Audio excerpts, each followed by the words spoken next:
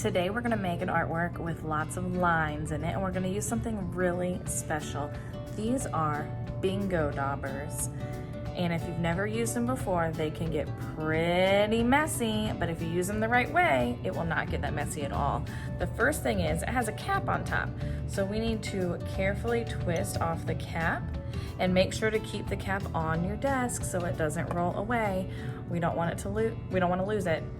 On the top, you'll see a little sponge. We don't want to touch it with our fingers because ew, that'll get all dirty. But that sponge is going to be what draws for us today.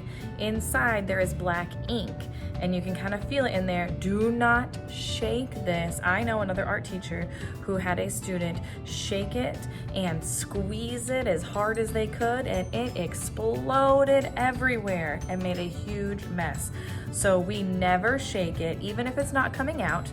And we do not squeeze it even if it's not coming out. There are tricks that I can show you to do when it doesn't come out. So let's take a look at my paper and see what we're gonna do today. Here's my paper and here's my bingo dauber. And we are going to draw lines on our paper going all the way from the top down to the bottom of the paper. So you're gonna hold your bingo dauber without squeezing it, remember, and draw a line from the top down to, oh no, it didn't work. If that happens to you, make sure we don't shake it or squeeze it, but we can make little dots on our placemat right here until it shows up. There it is. It just needed to wake up a little bit. Now I think it's ready. Let's try it again. From the top all the way down to the bottom of my paper, I made a straight line. What are some other kind of lines we can make? Let's make a zigzag line. Back and forth and back and forth, all the way from the top to the bottom. Let's think of another kind of line. Maybe a wavy line, curve and curve. This looks like an S. And our zigzag line looks like a Z.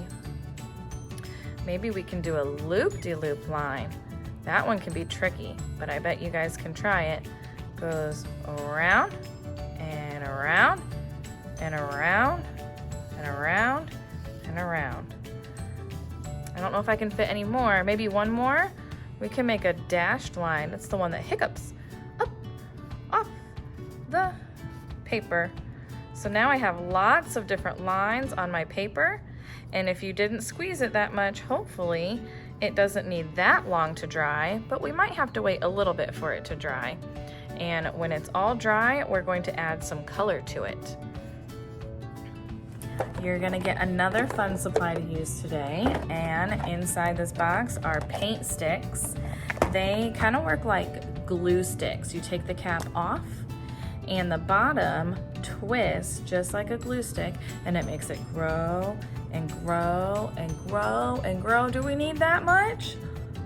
No, we don't need that much. It'll break and smear. So we just want a little bit, just like when we use a glue stick. And we can color and draw with that to fill in all of our spaces.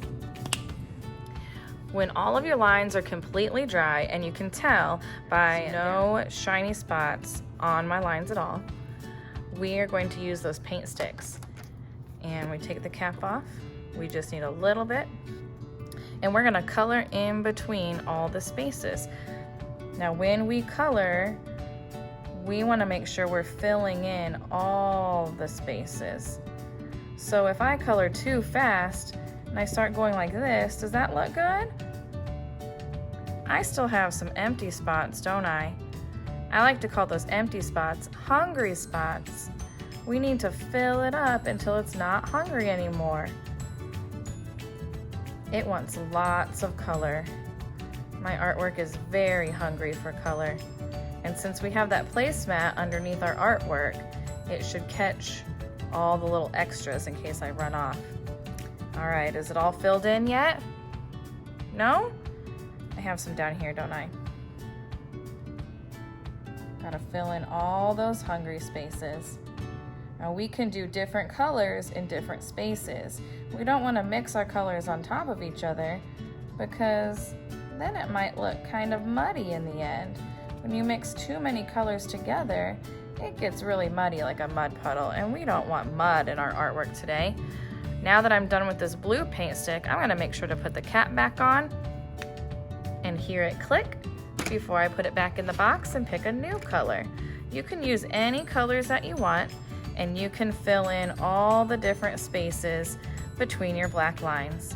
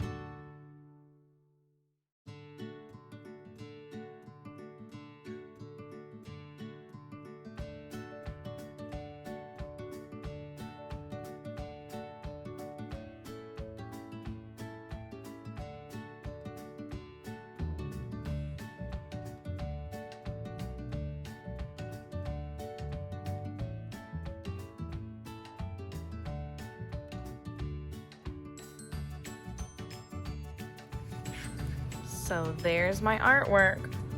Have fun.